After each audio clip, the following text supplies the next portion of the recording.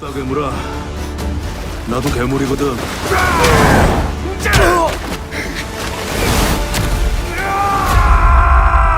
괴물 대 괴물, 결국 짱뜨냐? 인생의 희로애락이 싹 다 담겨있는 이 작품, 무빙 14, 15화의 짧고 강력한 예고편이 공개되었습니다.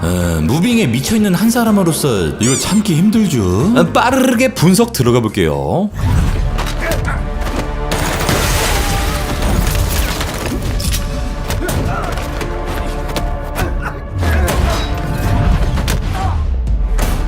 이미연!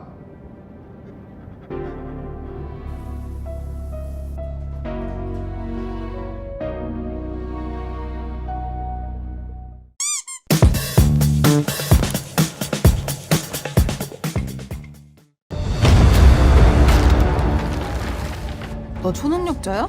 체육관에서 7m 점프를 뛰고 있는 한 학생. 강훈이 뭘 잘못 먹었는지 체육관 벽에 자신의 손바닥을 새기고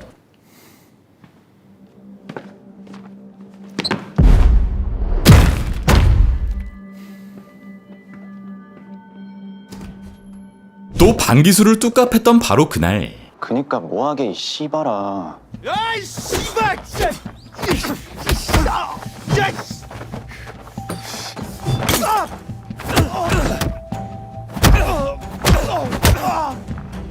이것도 왜인지 모르겠지만 나무 한 그루를 부셔버렸던 강훈의 모습이 등장합니다. 이런 강훈에게 초능력자냐 묻는 희수. 오늘도 역시 컵라면에 물을 붓고 있는 것으로 보이죠. 그 밥은 챙겨 먹자 희수야. 다녀오겠습니다. 잘 다녀와. 제 아버지를 아세요? 그리고 등장하는 강훈이의 신상 명세서. 이강훈 또한 유전을 통해 괴력을 물려받게 되었고, 원작에서도 아버지 제만으로부터 이 능력을 얻게 되었는데 182에 73kg의 스펙, 이 시력은 좌 0.7, 우 0.8로 그리 좋지 않은 시력을 가지고 있고, 때문에 강훈의 외모를 가리는 족경, 아니 안경을 착용하고 있지만 그래 다리가 긴 체형이면 됐다. 강훈은 뛰어난 근지구력, 심폐력을 가지고 있음과 동시에 앞서 나무까지 부셔버리는 괴력의 소유자, 또 특별 관리를 받고 있는 스페셜리스트였는데, 선생님, 장희수는 어떤 겁니까? 저랑 같은 겁니까? 우리 다 이 문과야. 이 학기에 전학생 온다. 이름은 장희수. 오래 기다렸지?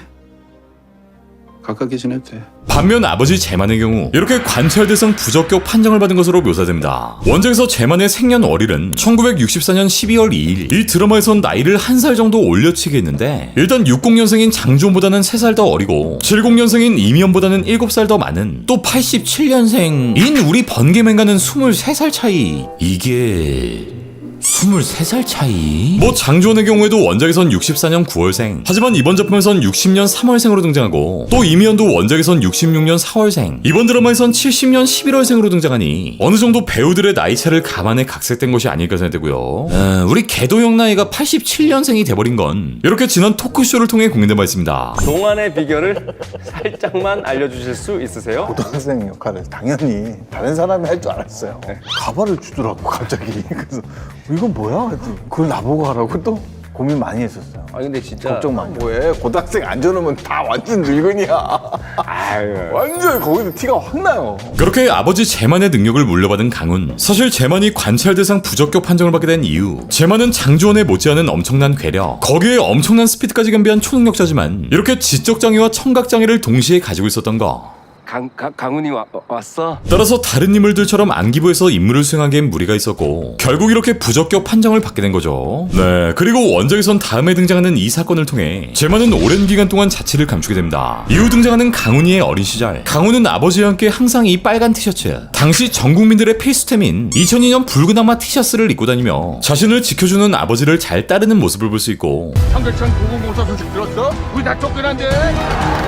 지금의 청계천이 탄생하게 된 바로 그해 2003년 청계천에서 일하는 제만의 모습이 등장합니다. 제만은 자신이 가지고 있는 괴력을 활용해 이렇게 엄청난 양의 물건들을 조달하는 지게꾼으로 활약하는데, 다음 장면엔 이미 공사가 시작된 청계천의 모습, 실제로 2003년 7월부터 이렇게 본격적인 철거가 시작되었고, 이와 같이 상인조합은 시위를 벌이게 됐는데, 당신 괜히 이런 일에 휘말리면 안 돼요.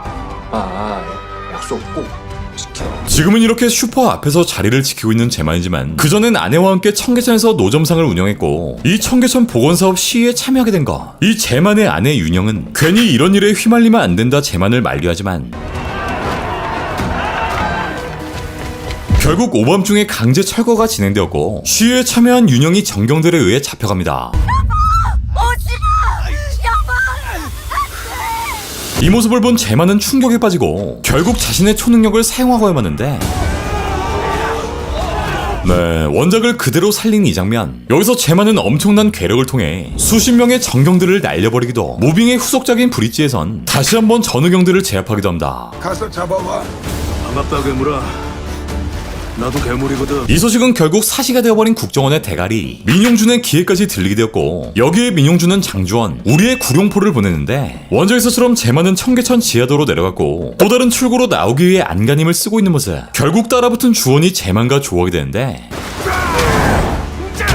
그렇게 이어지는 두 초능력자들의 사투. 인생 처음으로 겁나 센 펀치를 맞는 제만. 구룡포의 주먹에 제만은 나가 떨어지기도 하지만 이어지는 싸움에서 몽둥이를 획득한 제만. 여기에 구룡포는 수십 미터를 날아가 버립니다. 결국 둘의 싸움은 유혈 사태로 이어지고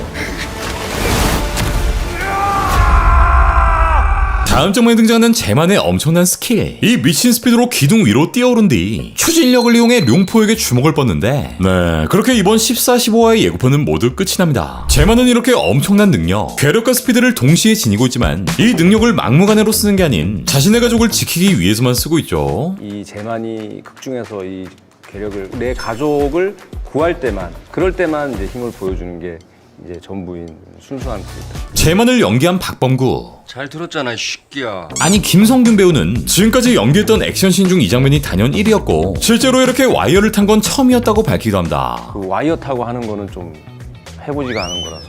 근데 이게 제가 제일 기대되는 장면이 주원과의 액션 씬이거든요. 제가 감히 1위라고 말씀을 드려도 같은 그렇네요.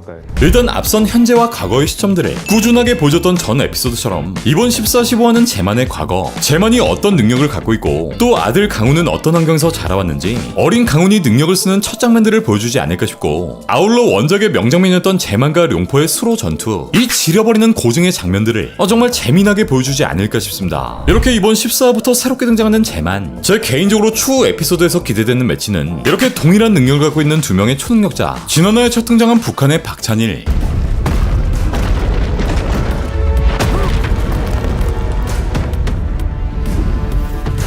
남조선 놈들 개새낀 계속 키우는마. 이번화의 제만의 매치가 가장 기대되고 원작에서 보여줬던 이 명장면을 어떻게 재현할지 또한 원작 팬으로선 상당히 기대가 되고요. 이번 14, 15화의 제만 과거 에피소드를 마지막으로 다시 16화부터는 봉석이와 희수의 이야기, 또 새롭게 등장할 북한 초능력자들의 이야기를 등장시키지 않을까 싶고 일단 지금까지의 예고편은 한 번도 나오지 않았지만 이 에피소드 일부를 추가한다면 봉석과 희수의 담임쌤 최일환이 왜 이 학교에서 임무를 수행하고 있는지 그 과거 이야기까지 등장하지 않을까 생각됩니다. 자, 이렇게 매주 레전드를 찍고 있는 디즈니 플러스 무빙, 다음 에피소드에선 과연 어떤 꿀잼 스토리를 보여줄지 나 진짜 수요일 4시만 기다린다.